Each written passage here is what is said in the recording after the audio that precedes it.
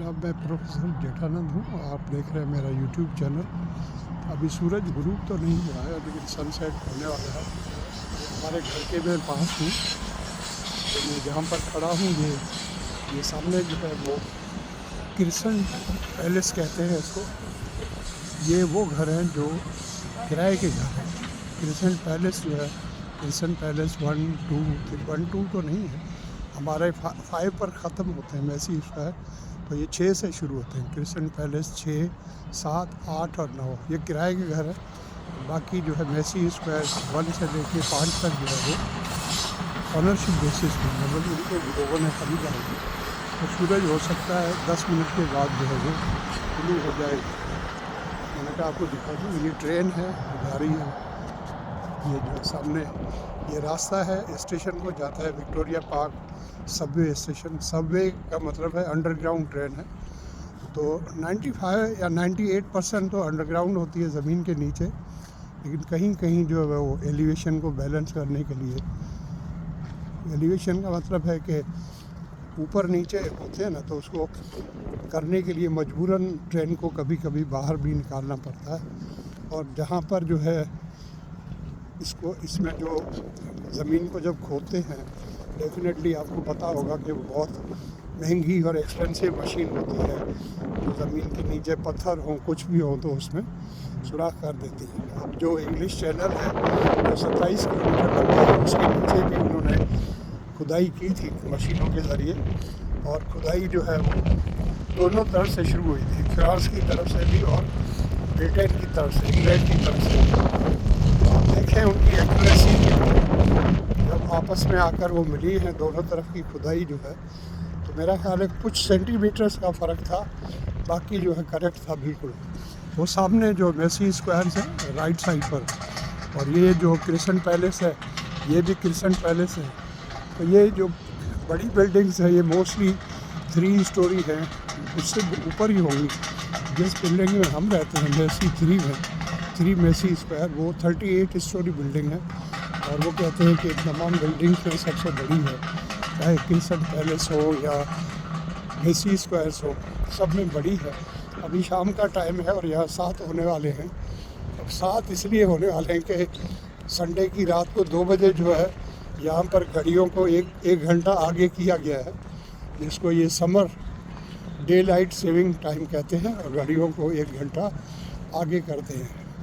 तो अब लोगों का ये ख्याल है कि इसको पक्का कर दें, मतलब फिर दोबारा जो है नवंबर की पहली संडे को रात को 2 बजे ये फिर घड़ियों को 1 घंटा पीछे करते हैं। वो कहते हैं पीछे करने का चक्कर छोड़ें और डे लाइट सेविंग पे ही चले, उसमें फ़ायदा होगा, लोगों को आदत पड़ जाएगी। लोग भी इसके ख़िलाफ़ हैं, बहुत नुकसान भी है इसके, और सब एडमिट भी करते हैं। लेकिन कुछ प्रेशर ग्रुप्स हैं, लॉबीज़ हैं, स्पेशली उनमें रेस्टोरेंट मालकान की लॉबी है, टूरिज़म वालों की लॉबी है, और भी बहुत सी लॉबीज़ हैं, इंडस्ट्री वालों की लॉबीज़ हैं। तो वो सब इस बात में खुश हैं कि लोग जो है वो 1 घंटा पहले घर चले जाते हैं, तो लोग भी खुश होते हैं, घर जाकर अपनी फैमिली से मिलते हैं। तो इंडस्ट्रीज़ वाले ये समझते हैं कि लोगों को अगर मेंटल हेल्थ और सेहत अच्छी होगी फैमिली के साथ रहने से, आउटिंग होगी, घूमने जाएंगे। तो रेस्टोरेंट वाले कहते हैं कि जब वो 1 घंटा पहले घर पहुंच जाते हैं तो फैमिली को लेकर कहीं न कहीं बाहर चले जाते हैं। तो इस तरह उनका बिज़नेस शुरू होता है। अपने घर के करीब पहुंच रहा हूँ। यहाँ पर हमारा ये डेंटल केयर है, यहाँ पर ट्रेड एंड मेंटेनेंस स्टाफ है इस तरफ। ये क्रिसेंट पैलेस के लिए, और ये टाइम यहाँ पर लिखे हुए हैं। मंडे को क्या टाइम है, 10 बजे से 7 बजे तक, ट्यूसडे को 10 से 7, वेडनेसडे भी 10 से लेके और 4 बजे तक है। इसका कोई रीज़न होगा, यही डॉक्टर कहीं और जाता होगा। थर्सडे को 10 से 7 है, फ्राइडे को क्लोज़ रखा हुआ है, सैटरडे 9 से लेके 4 बजे तक। फ्राइडे को क्लोज़ इसलिए रखा है, अब ये कोई नमाज की वजह से नहीं, हो सकता है उस वजह से भी होगी, क्योंकि हमारे इन क्रिसेंट पैलेसेस में और मैसी स्क्वायर में मुसलमानों की बहुत बड़ी तादाद है। तो जुमे नमाज के लिए वो निकलते हैं, तो इन्होंने, और इनको 1 दिन बंद करना होता है। अब देखें ये है just walk in medical clinic, ये इसी के लिए, no appointment necessary. Medical construction, vaccination, TB test, internet है। अब ये पता नहीं है, मेरा ख्याल इसी के लिए है, हमारा जो मेडिकल स्टोर है उसके लिए। यहाँ पर इसको मेडिकल स्टोर नहीं कहते हैं, ड्रग स्टोर कहते हैं। ये लोटो के लिए है, लॉटरी है।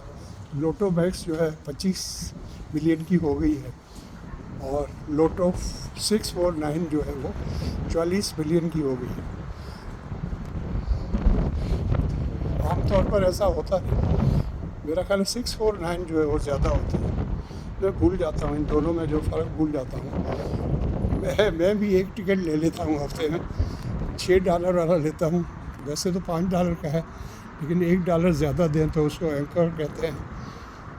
तो उससे फ़ायदा ये होता है कि काफ़ी जो है उसमें इनामात होते हैं, लाख डॉलर के। तो बस उम्मीद लगाई हुई है कि हो सकता है कभी निकल आए।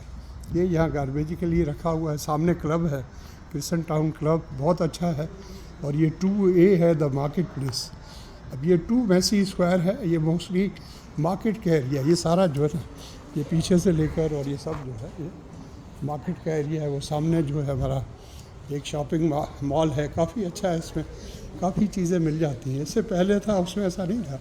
अब ये नए मालिक आए हैं बांग्लादेश के, तो सारी चीज़ें होती हैं। और मैंने देखा कि गोरे तक यहाँ से सामान लेते हैं, कि सहूलत है ना, घर के बिल्कुल साथ है। रात को 10 बजे तक खुला होता है, सुबह 10 से लेके रात को, सिर्फ संडे को बंद होता है, बाकी सब दिनों पे 10 से लेकर और रात को 10 बजे तक खुला होता है। इसका नाम है आज़ाद सुपर मार्केट।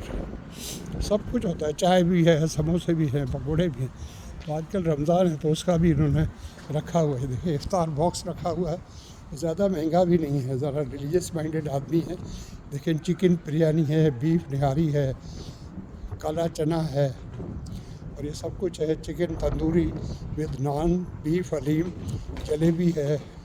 बंगालियों का मैंने देखा जलेबी ज़रूर होती है, मुझे भी अच्छी लगती है, हालांकि diabetes. Chicken roast with pulao, beef nihari है, शीख कबाब है। Large masjid iftar orders available at reasonable prices. तो इसमें ये समझते हैं सवाब भी होता है और सही भी है, ज़्यादा पैसे नहीं होते हैं। अब ये इनकी प्राइस इन्होंने लिखी नहीं है, लेकिन मेरा ख्याल है $10 से ज़्यादा नहीं होगी किसी भी तरह। तो यहाँ पर दिस वीक से स्पेशल जो इस हफ्ते की हैं वो चीज़ें लिखी हुई हैं। फ्रेश फ्रूट्स एंड वेजिटेबल्स हैं, फ्रेश फ़िश है। तो हम यहाँ से फ़िश लेते हैं बांग्लादेशी। तो रहू मछली जब ख़रीदते हैं तो नाम इनके डिफरेंट हैं। यहाँ पल्ला भी मिलता है, तो जामशोर का पल्ला हम उसे कहते हैं।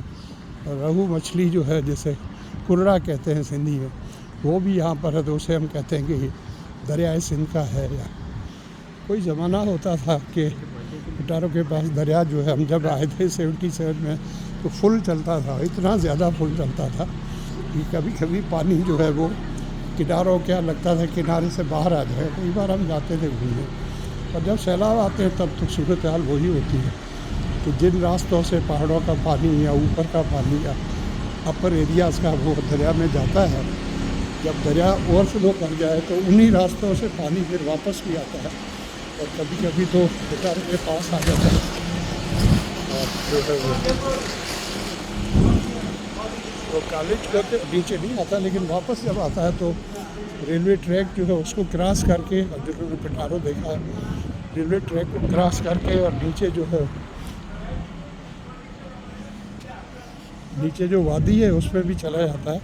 और कभी कभी सैलाब अगर इतने भी ज़्यादा हैं कि उस वादी को पूरी को भर के, मतलब कॉलेज का जो मेन गेट है उसके सामने जो है बहुत बड़ी वैली है, उसको भी क्रॉस करके, और नीचे जो रोड जा रहा है पिटारो से हाईवे की तरफ, पिटादू की तरफ नहीं, हाईवे की तरफ जो रोड नया जो है, एक तो वो रोड है जो नीचे से जाता है, एक वो बेगो रोड वहाँ से होता है, लेकिन अब उसको भी अच्छा बना दिया बेगो। लेकिन दूसरा रोड जो बड़ा रोड है, जो हाईवे है, 7 वाला हाईवे, तो उस तरफ आप जाएं तो एक बार ऐसा, या कई बार 2, 3, 4, 5 बार ऐसा हुआ था, जब चीमा साहब वापस आ रहे थे, गए थे नाइजीरिया, तो वहाँ से वापस आ रहे थे, तो हम उन्हें लेने के लिए शायद जामशोर गए थे, या शायद यहाँ पर थे। तो जब जॉब करते थे फार ईस्ट की किसी कंट्री में, मैं नाम भूल रहा हूँ, तो जहाँ पर तेल बहुत ज़्यादा है और जहाँ पर किंग है, लेकिन लोगों के लिए उन्होंने बड़ी सहूलत की। तो हम उनको लेने के लिए जामशोड़ा गए थे, तो उस वक्त जो है वो उस वादी से भी आगे रोड को क्रॉस करके पानी दूसरी तरफ वादी में जा रहा था। अब मैं पहुंच गया हूं हमारे 3 मेसी स्क्वायर पे, लेकिन मैं लॉबी से नहीं, यहाँ से नीचे से एंटर हो रहा हूँ। इसको B1 कहते हैं, बेसमेंट 1 है। ये देखें यहाँ पर लिखा हुआ लोडिंग जोन। अब ये ख़ास तौर पर उनके लिए है जो लोग घरों को चेंज करते हैं, यहाँ से जा रहे हों तो अपना सामान लेकर जाते हैं, जब वापस आते हैं तो या कोई नया यहाँ पर घर लेता है या किराए पर, तो इसी रास्ते से सामान ला सकते हैं, क्योंकि ऊपर तो लॉबी है वो टिप टॉप बनी हुई है। ये फायर रूट है, एग्ज़िट ओनली, मतलब ये इसके सामने खड़े न हो, क्योंकि अगर इन केस कहीं फायर का कुछ होता है और लोगों को जब कहेंगे कि please vacate your houses and leave the building, ऐसा कभी हुआ नहीं है। हमें यहाँ पर जो है 14 में घर लिया है, 12 साल हो गए, लेकिन अभी तक हुआ नहीं। अब ये यहाँ पर जो नया ये सिस्टम लगाया गया है, आप ये सामने टाइप करेंगे तो नाम आ जाएगा घर के मालिक का, जो भी ओनर होंगे, 2 नाम भी हो सकते हैं, 3, किसी को भी कॉल करें तो उसको कॉल जाएगी, तो वो अपने फ़ोन पर ये कॉल जब जाएगी तो 6 जो है उसको प्रेस करेंगे तो दरवाज़ा खुल जाएगा। अब मैं किसी को कॉल नहीं करना चाहता, मेरे पास जो है वो कार्ड है इलेक्ट्रॉनिक। अब मैंने इसको ये लगाया और इसको मैंने प्रेस किया और ये दरवाज़ा देखें खुल गया। इसको B1 कहते हैं, बेसमेंट 1 है। एक इससे नीचे लेवल है, उसको बेसमेंट 2 कहते हैं, B2 कहते हैं। कुछ जगहों पर B3 भी है, लेकिन हमारा B2 जो है उसमें पार्किंग जो है वो 3 है, मतलब पार्किंग लॉट कहते हैं यहाँ पर, वो 3 है। तो अब मैं ऊपर जा रहा हूँ, तो अभी बंद करता हूँ। अच्छा लगे व्लॉग तो इसको लाइक करें, शेयर करें, मेरे चैनल को सब्सक्राइब करें। Thank you so much, love you all.